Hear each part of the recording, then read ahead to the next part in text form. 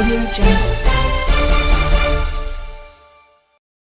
This is High Tech News TV News.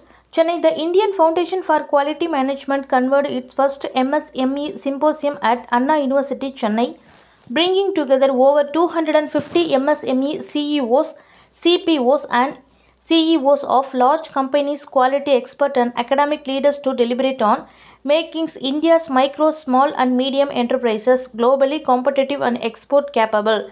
The symposium themed India Needs a Resurgent MSME sector called for a national quality sprint to integrate with the global value chains.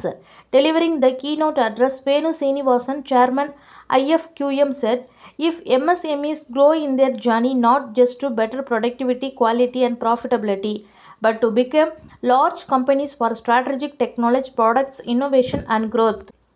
After that, Soumitra Bhattacharya, CEO and Director IFQM, said, India is amongst the fastest growing large economies, but our share of global trade is still under 2%. The bridge between GDP growth and global competitiveness is quality. Germany, Mittelstand, and our MSME equivalent contributes 68% of that country's export.